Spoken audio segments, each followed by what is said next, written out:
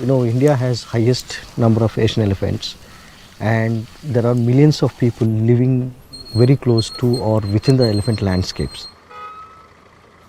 Between 1994 and 2015, 41 people lost their lives in direct encounters with elephants because people didn't know that were elephants, so they were unaware of elephant presence. The Valpai landscape is primarily a tea and coffee dominated landscape, but it is surrounded by large patches of protected areas, wildlife sanctuaries, tiger reserves. We have about 70,000 people residing in the Valpai region in about 220 square kilometers. And they're all scattered, they're not living together in small clusters. You'll see a group of 6 families living in one place. A kilometer away, you'll see another group of 6 families. In between that, they have left certain forest patches, without converting them into tea. And they provide food source for elephants, and they provide as a halting stations for elephants when they are actually moving through these open areas of tea. So historically, the plateau has been used by elephants to move across these plantations to go into surrounding protected areas. So when they are actually moving through these tea plantation areas, that's where they come into contact with people. That's where an early warning could really help people to avoid these surprise encounters. So what we noticed that if we can develop elephant information network here, we can have a better way of safeguarding people's lives. Most of the people who work in the tea estates have mobile phone these days. We update people about elephant presence through bulk messages, sending out text messages telling them where elephants are. So we have a team of 4 people. They track elephants every day. So the moment we have information about where all the elephants are in the landscape, we send out messages.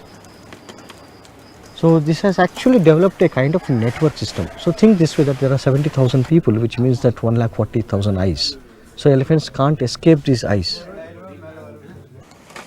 யானை நிற்கிதுன்னு தெரிஞ்சாவே இந்த இடத்துக்கு நாங்கள் போக மாட்டோம். இந்த இடத்துல யானை நிற்கினா மேஸ்திரி இந்த பக்கம் எங்களை சால் கட்ட மாட்டார், வேறு பக்கம் கூட்டிகிட்டு போயிடுவார். அப்படின்னா இப்போ ஒரு 5 மணிக்கெலாம் வந்துடும். பகல் டைம்லேயே மெசேஜ் பண்ணிடுவாங்க, இந்த ஏரியாவில் இருக்குது, நீங்கள் உஷாராக இருங்க. We also keep basically up to date with which are the herds, where are they moving about. But we also look at communicating this information to the people. It could be people who are working in the estates, the management, the forest department, just to keep everybody updated about where the elephants are in their regions, so they don't accidentally encounter these elephants. So that bush is there, bushy area. Before we started, on average per year, the 3 people used to die. Now it has come down to 1. If the same average was continued, there would have been 19 more people lost their lives. In this landscape, addressing the safety of people is a primary issue. We definitely need to look at the avenues that can actually facilitate coexistence between people and elephants.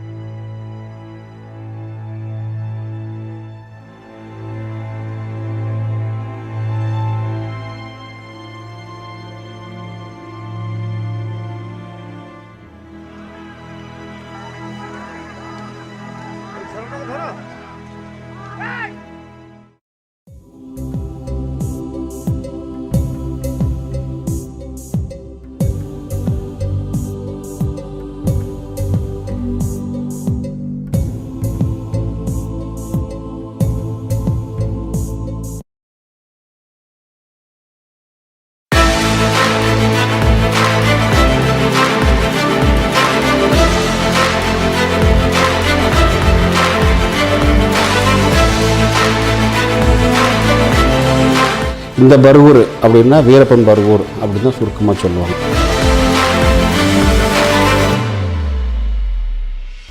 இந்த பகுதியிலே நமக்கு வந்து களைச்செடி வளர்ந்துருச்சு அப்படின்னு சொன்னால் அந்த பகுதியிலே புல்லினுடைய அளவு பரப்பளவு குறைந்தது. ஆகவே பூமியினுடைய பரப்பளவு கொஞ்சம் கொஞ்சமாக குறைந்து வருவது மிகப்பெரிய ஆபத்தை வருங்கால சந்ததிகளுக்கு உருவாக்கும் என்பதை தண்டானா எங்கெங்கெல்லாம் இருக்கோ அங்கெல்லாம் கண்டிப்பாக வேறு பயிர்கள் வரவே வராது.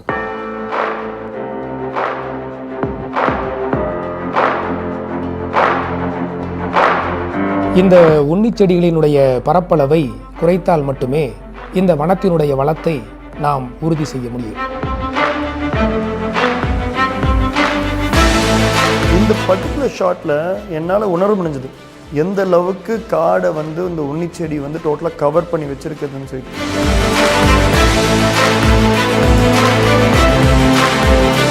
நாங்கள் இதை பற்றி எங்களுக்கு இன்ட்ரெஸ்டே கிடையாது சுத்தமாக.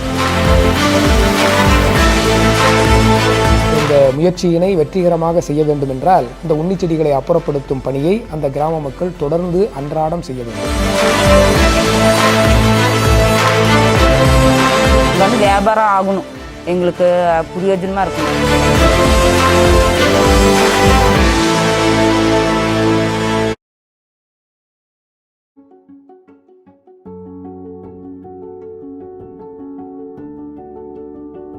The challenges that I face to stick to what I believe in, creating use out of the useless.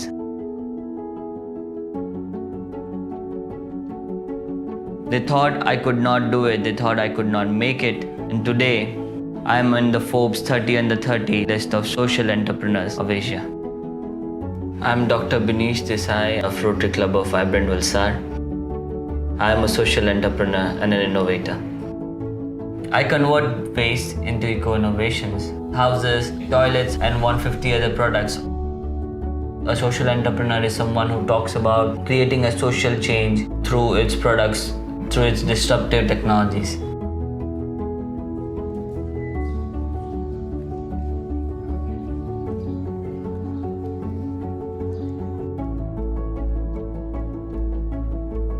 To provide them the employment. My factories were quite far from here. And I thought, let's do something unique. Let's bring the factory here. It's not just about creating a particular product, but actually breaking the barriers that the society has created. We started with very small ideations of doing something for women, something for the society, and that led to a journey which is starting, and now let's see where it takes us.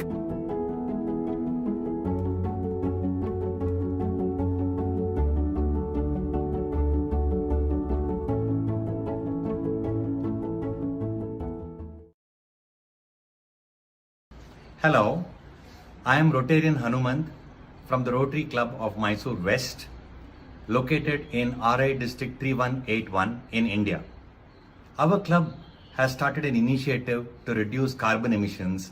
The idea is that to provide villagers who live around the forests a very fuel efficient option of heating their daily requirement of bathing water. So, these are Gujarat boilers, very highly fuel efficient boilers. So in the traditional method of boiling the water, a villager would take around 6 to 7 kilograms of fuel wood to boil around 30 to 35 liters of water.